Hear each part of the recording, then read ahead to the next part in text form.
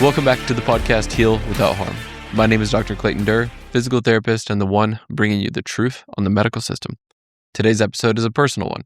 Over the last 75 days, me and a few friends took on a modified version of 75 Hard. I knew other people may be a little bit interested, so I threw it in my Facebook group, and more people participated than I expected.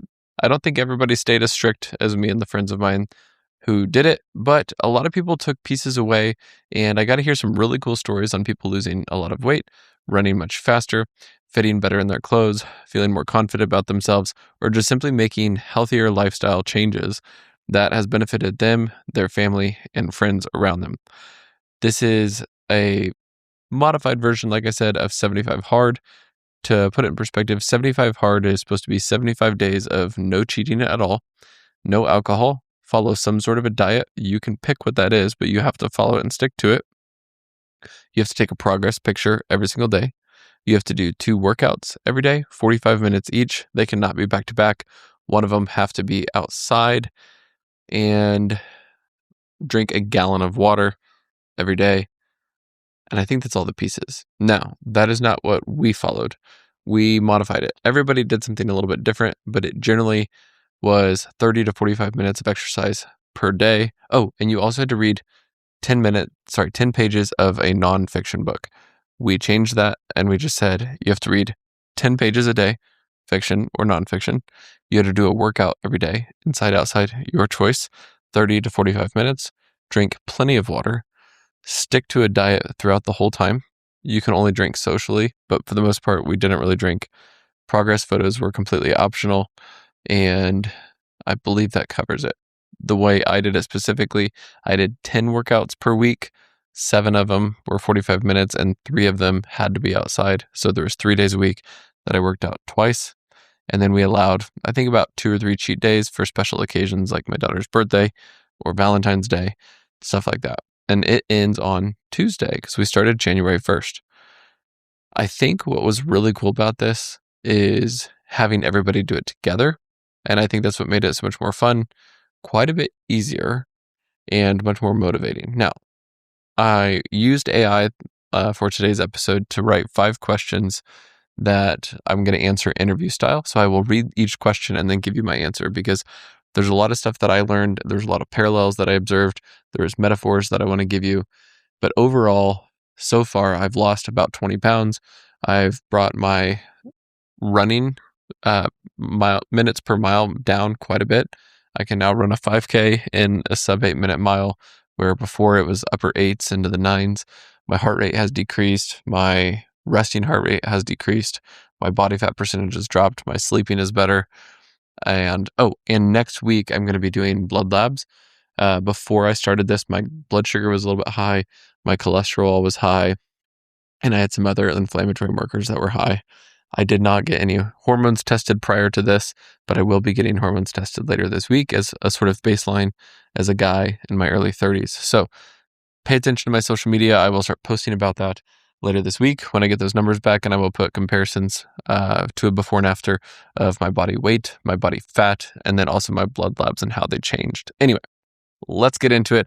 If you have any questions after this, or you just want me to list out everything we did, I can do that for you. Please just contact me at my email address, which will be down in the show notes, or contact me via DM on one of my social medias in general, which is Facebook, Instagram, YouTube, or TikTok. All right. Interview question number 1. For anyone who's never heard of 75 Hard, what is it, and what made you and your friends decide to do a modified version of the original? I already answered some of this, but like I said, 75 Hard is reading 10 pages of nonfiction a day, 2 workouts, 45 minutes each. 1 has to be outside. They cannot be back to back. You have to take a progress photo every day, no alcohol, follow a diet, drink 1 gallon of water, and I believe that covers everything. All of us modified it to make it a little bit more feasible and achievable for us, but it was still very challenging. It was still highly challenging, but it didn't feel like we had to sacrifice our entire life to go for this, especially because the majority of us have kids, 1 or 2, and that makes it much more challenging. And so we try to make it to where it was out of our comfort zone. It helped us build healthy habits, but it wasn't too drastic. That is what made us do it. We also realized that throughout the year, we start to make more and more unhealthy choices, drinking a little bit more, eating out a lot of it more, overeating a lot of it more. And so this is kind of like a reset each year for us, but it actually takes up about a quarter of the year. And so not only is it helping us go back to the healthy lifestyle we actually all want and have let ourselves slip away from, but we do it for more than just a week or two to where we actually get long-term benefit. And then it helps us learn habits or create habits in this 75 days that we can actually hold true to for the rest of the year. That is what made us do it starting last year and then do it again this year. And we will probably repeat this year after year. So if you want to get in on this next time, there's no cost, there's no like challenge, there's no reward. It's literally just everybody learning from each other with recipes, posting pictures of progress, whether it's achievements you've made, the pictures of what you look like in the mirror, weight loss, weight gain, if you're trying to gain muscle and stuff like that, whatever it may be. It's an awesome accountability group to be a part of. So you can join my Facebook group. I believe it's the Doctors Strength and Mobility Group. You can join that on Facebook. We've got over 300 people in there. And so if you have any questions, you can go there. But that's what made us decide to do it, is how successful it was last year. And it's wildly more successful for all of us this year. And I was also very excited. I also read 2 500-page books, which is like, my English teacher would probably not believe me from high school that I did that, but I did. And it was awesome. Question 2, take us back to the hardest moment. Was there a specific day or week that you almost quit, and what kept you going? I would say there was not one specific moment. It was like a bunch of little moments.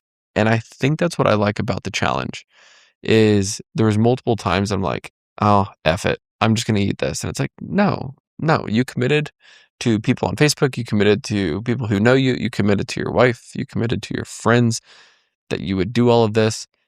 If you really want to eat that thing or drink that drink or forget that workout, you can do it when the challenge is over. You can do it tomorrow, but don't do it today. Don't fail it today. You made this promise, follow through with it. And that's what would get me through those hard moments. Whether it was, man, I'm supposed to do 2 workouts today. Today's Saturday. This is my last 2-day workout. Am I really going to do this? And what's nice is if you just go through the motions on those days, you still did the workout, or you still read the pages, or you still didn't eat the food that you promised yourself that you weren't going to eat. That's what I learned from it. And there were so many parallels between sticking with a diet or running the amount of miles I said I was going to run, or doing the workout I said I was going to do, or reading the pages I said I was going to do. There were so many parallels among all of them where it's like, listen, you didn't want to do it last time, but you did it anyway. And think about how much better you were going to feel afterwards. Just chase that awesome reward feeling. This sucks. I don't want to do it, but I did it anyway. And now, how much better do I feel? That's what I end up aiming for. So you need those people around you and the support system to hold you accountable so that you can stay in the feel-good phase and build the momentum. And I will tell you, as you start not flexing that muscle, but like working to maintain and build that muscle of, I don't want to do this, but I'm going to do it anyway because of all these things, you can build that muscle to where it makes it so much easier to stay consistent in the future. But it's hard. It's hard every single time. It's just less hard the more you do it. And so when you look at friends or family or people on social media who have what you want or do what you wish you could do, it's hard for them too.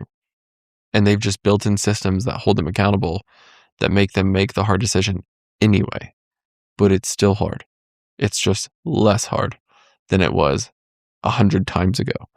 That's what kept me going, is honestly the social, not even the social aspect, the friend group, knowing that they're doing it too. And I'm not going to fail on them and they're not going to fail on me. That's why I think you should do it with people. It made it so much better, funner, easier, all of it. Question 3. You realized during this challenge how many excuses you were making before. Can you be specific? What were you telling yourself that this experience exposed as just not true? I would say the excuses that I was making, probably 100% comes down to diet. Is I've always told myself and told other people that I'm healthy and I make healthy choices and I know what to eat and what not to eat. But I think when people weren't looking, I would kind of eat whatever I wanted, or I would eat just a little bit more than what I should, but I would play it off like it was nothing. Or instead of having like an indulgent snack once a week, I would have it once a day or sometimes even multiple times a day. Or I think the big one is when I would go to the grocery store, I would buy like a small bag of chips or a bag of chips or a can of Pringles, and I would eat 3 or 4 servings that day. And then I'd be like, you know what, I just need to finish this to like not worry about it. So I'm just going to go and finish it. And I think that's what was keeping me at the unhealthy weight that I was, but I was acting like I was just gaining muscle. And I think that was one of the biggest sets of excuses I would tell myself is I would overeat like it was no big deal, but it was probably in excess of 500 to 2,000 calories per day that I was overeating, which is what got me to the weight that I was. And when I went back to just simply tracking my food every day, it very quickly pointed out whether I was eating healthy or unhealthy in regards of type of food. I was extremely overeating, and it all came back down to portion control.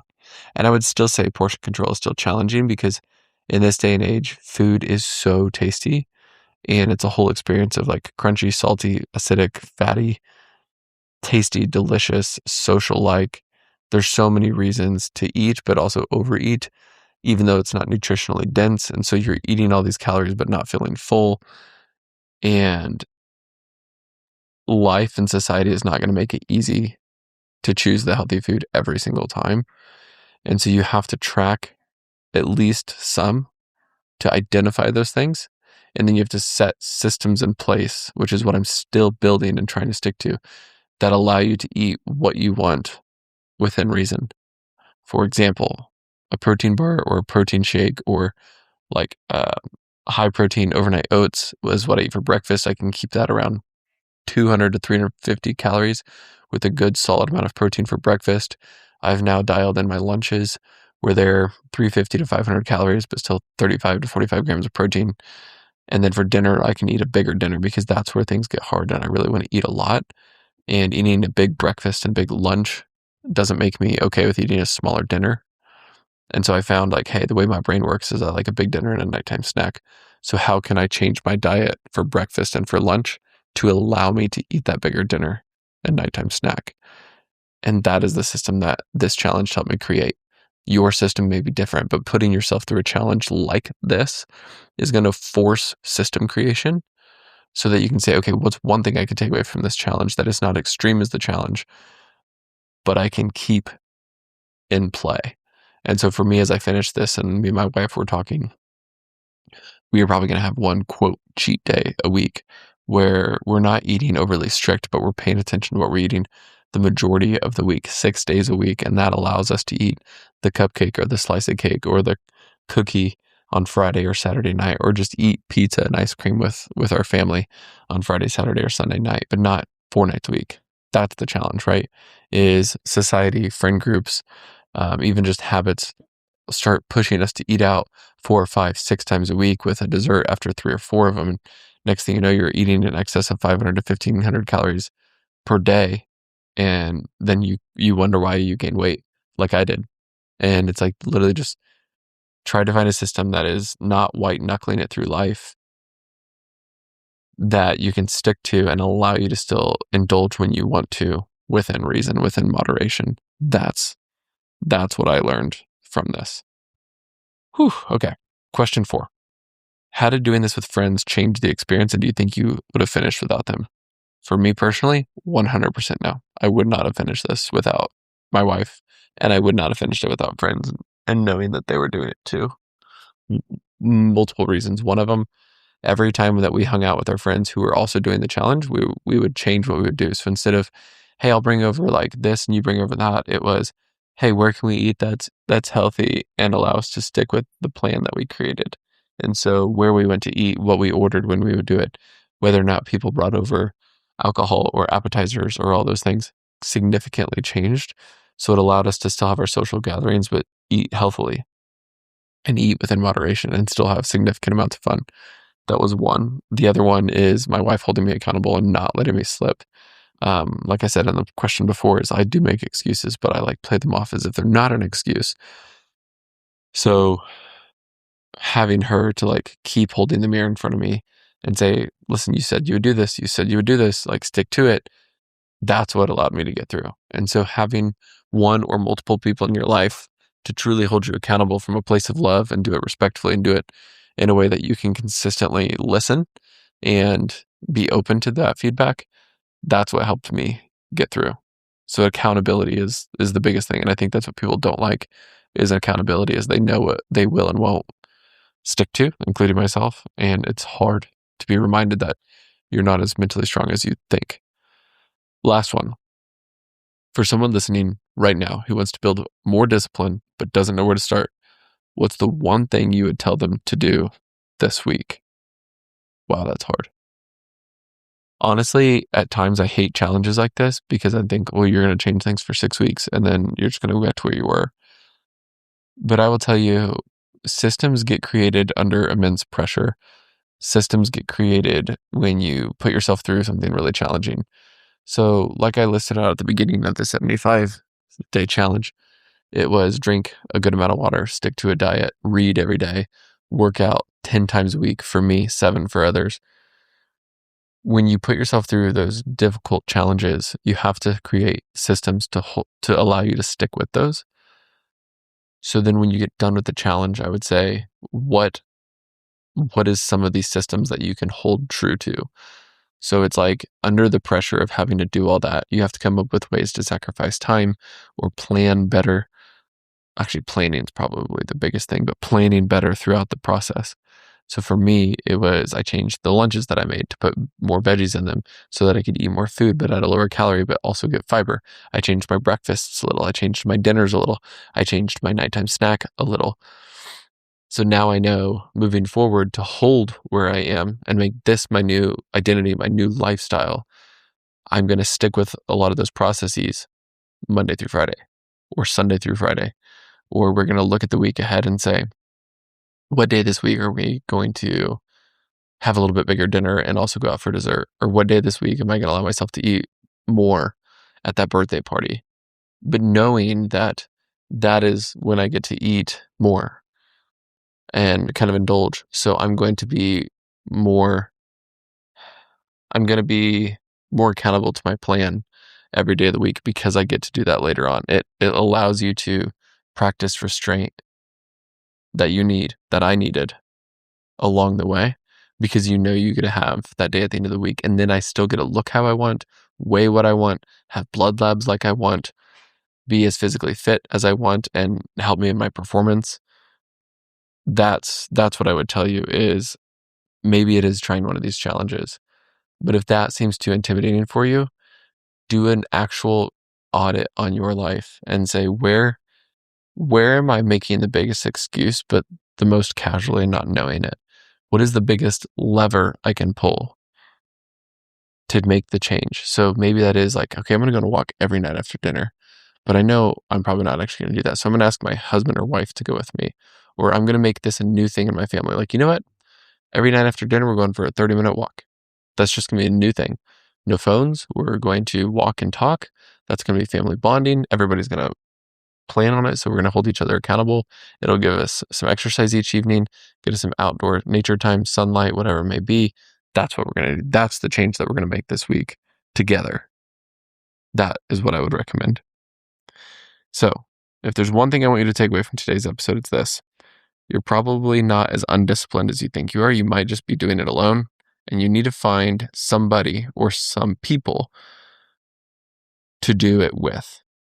Pick something hard. Pick a 5K, pick a couch to 5K, pick a workout challenge, pick a diet that matches. For me, my diet, by the way, was literally just going into a BMR calculator, which is basal metabolic rate. It's how many calories you burn in a day based off my height, weight, age, and activity level. I think it came out to about 1,800 calories.